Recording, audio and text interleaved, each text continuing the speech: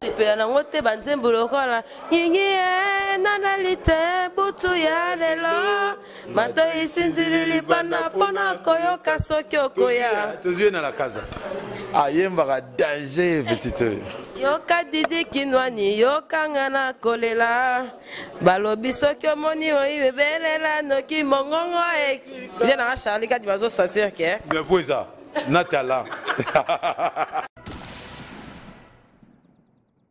beta na mboka mo ebele mais na Paris nde bon monika le quoi toi na problème na ba de kona bisukuna ezaki mo mbutu ça fait défaut hein oui mais on a sina lancer un message wana bandeko ba mela ba chama ina 20 que toi bandeko na bango kozwa décision to betate bazwaki mais eumeli mwa mingi donc bao bazo bumanzala bandeko na bango bana na bango ba neveu na bango ba meka otala eloko nino ebandaka na suka te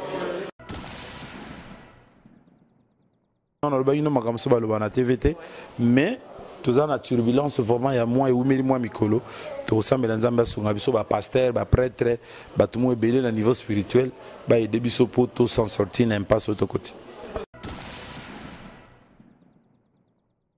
baleki o ba yena simana biso ba na talent ebele ba pe na avenir ebele et là on a aussi un bango bachape moi boignant na banzembo ngo pour talent ça ba voix ça mais bazo salwa ba négliger tout ce qui est thématique pour na voix bien pour bazo linganga ale makam na oloba na okanisa mingi te non ne bandeli a vie justement biloko bango bazo sala yango eko aider bango plus tard ye Fabregas azana talent et belé azan avenir donc soka tche sérieux à BTCT na niveau thématique ingé bataye malogwanga ingé bataye mbaga ba makambo na lobanga na yemba non mais les kambo za na mwanzela les kambo za pe mutu na mama na tata ba vani bazoyoka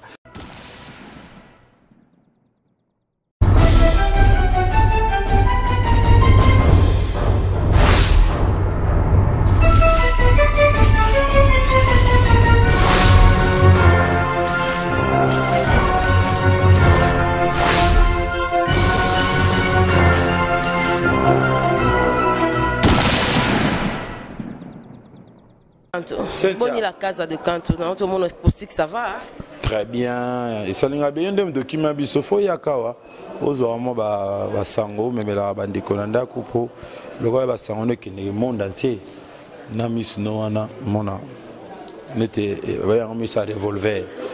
Donc on allait à Noana Charlie. Papa zo eko. Toi na Charlie. Toyaki pour ba beng sa copa Charlie. Charlie nem ta brancha ngana batwana le bino. Obetaka na cité mingi batpe balingako na ba VIP c'est Charlie za makamo très compliqué mais bon tomeki so s'appelle lango c'est que batebele ba s'appelle na sepela nango te banzembo lokola yingi nanalite butu ya lelo mato isinzilili bana pona koyoka soki okoya tozwi na la casa ayembaka danger petite yoka didi kinwani yoka ngana kolela balobi soki omoni oyi belela noki mongongo ye na Charlie kadi bazo sentir ke mais pour ça na talent oli mo ki biso mo tamo boye na boka mikili on dirait pe ba nila na bango concert on dirait c'est vrai na betaille mo ba concert belé na betaille na Metz na betaille na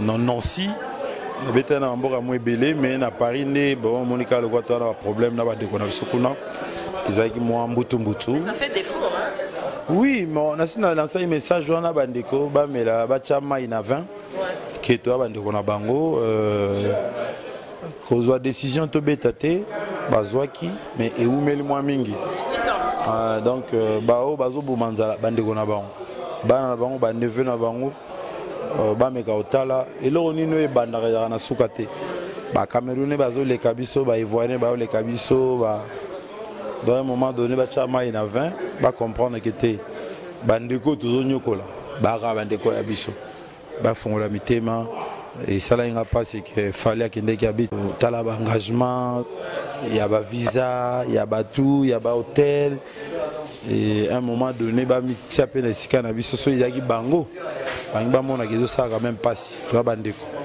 toko bomana bongo kate album pe on dirait album ou soko tikeli biso on dirait promo ndeni ba régisseur kaka te makamba album mona to so le monde to na Charlie awa kama kamangwana donc mutu ezo suwa na bandenge belé banzembe teka mangana ngote banzembe koma na lokola ba kongwa sika welika na fleuve wana ezo bimezo yebana te mais on a bimisi déjà 3e donc non Charles habité yo za na public na yo que tala ka batute ate komi marka kongwa sika chaka kongwa sika et c'est l'autre donc toi dans studio tozo bongisa banzembo oh on a peut to tikela ga en tempo mambuze belé maman musu baloba na TVT mais to tikela ka po mais siko toza na kati ya chantier tozo sa banzembo sika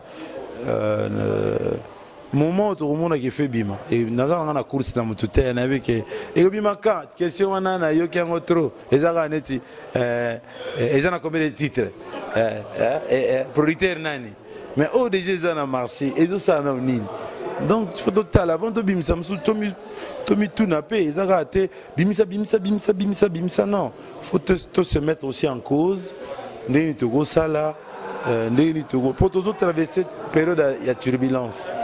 Alors, ce boutel, on me belé de simbate. Mais j'attends ya ready, puis je dis ready. Ah, ya ready simbate, mais abaté belé de simbate. Donc, toujours traverser période de mon turbulence, il faut tout se mettre en cause. Pour nanini, pourquoi, qu'est-ce qu'il faut pour tout attaquer. Musique est bien en moko. Mais ils ont soutenir les autres avant. On dirait que moi malentendu avec artiste bon. Non, au niveau vente, ils ont mambonaté. Ils ont vraiment très compliqué que ça. Donc, ils ont un niveau moyen, on a le TVT, mais tout ça, la turbulence, vraiment, il y a moins et moins Mikolo. Tout ça, mais les ambassadeurs, pasteur, prêtre, tout le monde est belé au niveau spirituel, il y a des bisopos, tout s'en sortir, n'impasse au côté. Ou bien un obstacle, tout ça, non. Okay. Moi, familiarité, bon, tout le monde est jeune artiste, des maestro Fabro, et moi passé à pour ça, et jeune artiste, il n'y a pas que Charlie Kadimamouké pour nous poser question. Moi, passe au monde, jeune artiste a eu succès, il y a des gens se ressourcer, les sous. Ouais, mais ce qu'il y a fait, moi, il y a pas pour pour la fabrication. Non, mais on a talent, on a signé le bas, que balé qui au baye na simana biso bada na talent ebelé bada pe na avenir ebelé et là on a osenga na bango ba chapé moi boignan na banzembo ngo pour talent za ba voix za mais bazo salwa ba négliger tout ce qui est thématique pour na voix bien pour bazo linganga ale makam na oloba na okanisa mingi te non ne bandeli a vie justement biloko bango bazo sala yango eko aider bango plus tard. So tale ba vienyo so bomo na ka ve simaro ve rochero ve nani boye ezala toujours banzembo basala ka kalande pe si bon notoriété mais so sala ki en bien té comme ayen atanga kala sa banzemba bien té donc faut basala vraiment attention à départ na début y fabrigas azana talent et belé azana avenir donc so ka sérieux à bétisité na niveau thématique ingé bataye malogwanga ingé bataye mbaga ba makambo na lobanga na yemba non mais les kambo za na mwanzela les kambo za pe mutu na mama na tata ba vani bazoyoka se fait le kumbanga malembe bomelinga mwana na nzela yake sans muta c'est gêné c'est dans ce sens là.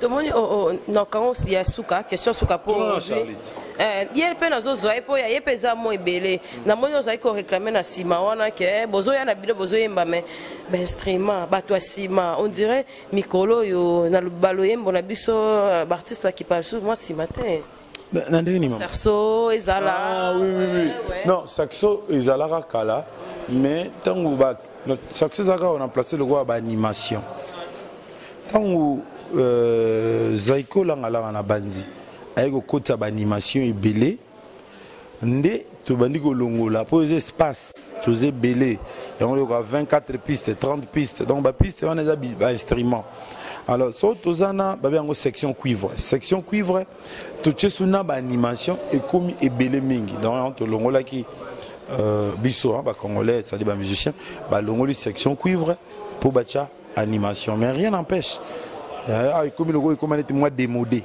net biloko batata net biloko kala bali biloko kala et pourtant banda otolala za kala et pourtant ba parler na so baza kala et pourtant Congo Zamboka Kala.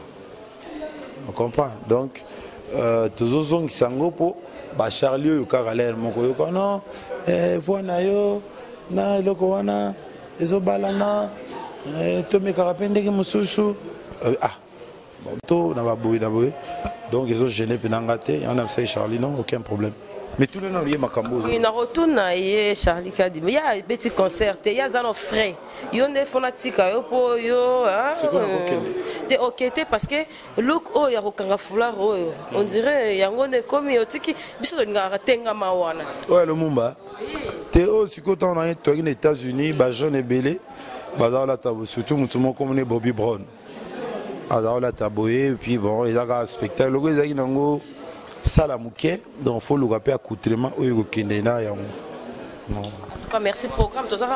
Programme Ezali chaque vendredi tu betara na Grand Kassai, juste si il y a Pain Victoire, bateau balingara biso bakoya wana tu betara de 19h à minuit et puis tu répétera na Bandalungwa na Thierry na avenue Thierry la rue.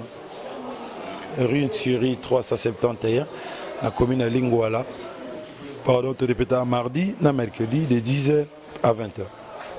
Merci Redi Amissi. Bailo Kanto, oui, merci. En tout cas, comment Charlie, comment pose à doyen, oyebi musique, oyebi studio, oyebi nyonso, na mambo nyonso bailo à lobby. Lindanda, ba jeune artiste, que se ressourcer moins, des petits boutons, tout le monde a travaillé 2, 3, 4, ba mona, mon colonel a zo yemba, nenga ni aliembi pena, bilo wakala, na nenge salami na sima, son technique, na nenga zo yemora zo dosé, pas soit comme matazo qui, au colo banini pour na. Écoutez, na copé ça va en faute. Koluka koyeba ezaka volonté ya oyo amoni ke azali na ba insuffisance alingi a améliorer ou à perfectionner pour apusa na liboso mais mingi ya ba jeune lelo baleki déjà toleki bango banakini bino moko boyebi mais tant mususu ata toyebi na biso lokote ba yebisaka biso kako toyebi mais soko yoki pe l'air ba komi koluka ba rendre musalango oyoki ke Yangote. Bon, oyo bazana moi volonté local là-bas Fabregas n'engotoloba ako kiko se gêner te ponako apprécier oyo azali mieux que ou bien ozo salamu salamalamu et ezali oyo ezangi na baleki ya lelo mais musique na biso eza bien ils ont évolué et o bazana volonté ya komipesa bako kozwa résultat ya malamu na boy ko tuna ngo bailo mais na bina tuna kulutu parce que tant on a basuka wana bat baso prester yezo lo baka lilo bamoko ke boko yema na bino boko sala ba succès mais lo meyande oui aspect wana lobby décourager aussi bon c'est tout simplement parce que piratage et ronger makasi industrie ya musique kaka ya Congo te ya mokili mobimba mais makasi oyo to bandi déjà ko sala to sali pour preuve de gens na terrain to ramener batu support ezaki ko diffuser musique liboso ko véhiculer musique ya CD soki yo sombi original moko otina ordinateur na yo o ko dupliquer 1 million d'exemplaires et au couvrir espace monnaie et à marché où le producteur a produit qui artiste et c'est là qui a couvrir et producteur moyen à se retrouver les sous et zaté soukanango a ça la faillite soukanango ba artiste mususu ba comme on a difficulté parce que producteur a sali faillite na artiste et liboso ainsi de suite mais avalon image oyo et kamemi na ngai moko depuis 2004 ils ont travaillé sur le projet USB musical où déjà est commis sur le marché. La clé USB indécryptable peut protéger l'industrie musicale et même renaître l'industrie musicale. Et alors, ceux qui sont artistes, quand comprendre que Esengeli Tolanda Voawana et qu'on permettre que Bangon soit à la protéger. Naoti Kotia album mi balé na clé USB sur le marché. Je suis Yamanda chante na norme Jean Goubal Et depuis natia yango sur le marché, okukuta yango na marché parallèle te, eza piraté te. Voilà. Donc, aux artistes de croire à ce que nous leur avons proposé et de nous faire confiance. Et ce qui est au fur et à mesure que Bakokola Bakoya est belé, marché à piraterie et qu'on va se réduire petit à petit jusqu'à ce qu'il s'éteindre totalement. Et se retrouver dans bango mongo wana o rede za ko bana et ozonga nango ba omona ngo. Donc ils ont une manière ya ko boucher ba maduso eza na fuite. Ozo bimisa ba mbongo yo bango ifesengela ibazwa. Combat pe ya ba combattant et sali pe ki bino pe ba manager ba producteur ba nini boko tapé na mo fight. Bon mingi oui mais wana combat et tout ba combattant na ba nini ezali beaucoup plus pour na ba producteur scénique.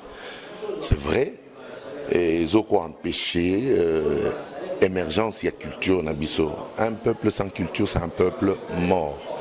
Bande konabso ba combattant c'est vrai bazana ba oyo bazali ko revendiquer et zana ba droit na bango parce que un peuple ce qui a se sentir un peu opprimé il faut revendiquer, c'est tout à fait normal et logique, mais qu'on revendiquer jusqu'au niveau ya koluka ko bomana culture et n'est pas comme ça la moi passi n'est pas comme ça pas si apprendre que Fali pour pas dire la merveille on a zopé sa beauté. Azaki na poto a préparé qui déjà spectacle, a engagé qui déjà ba frère belé, ba producteur, bazaki autour na ba manager, donc il a investi mais pour ne pas prester et tout ça ce sont de charges et demain un producteur français ivoirien qui pourra compter sur un artiste congolais pour aller en Europe a comme ko banga ko investir na ba artiste congolais parce que azomona que ceux qui a investir finalement le spectacle n'aura plus lieu et ça la carrément perte quoi et ça la passe bandeko ba combattant ba batala et puis ba mekako tala ndenge nini ya kotia mai na 20 muke muke pas itozo kende na bandi nzele ko funga mape solution mona bao bao tala on a mikini ya poto a na Congo télévision partout na Clebo partout base cause numéro na yo te base numéro na ngai te ba kende na Avalon Image avalon.image@yahoo.fr na avalon.image2@gmail.com.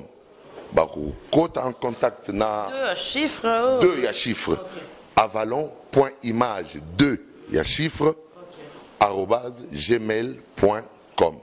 On a ba côte en contact na biso numéro to koma ko boya po benga ka o anga soki ba leki wana soki bolingo za contact bo leki bo bengi na numéro na ye a ko tia bino en contact facilement na ngai. Merci beaucoup. Merci.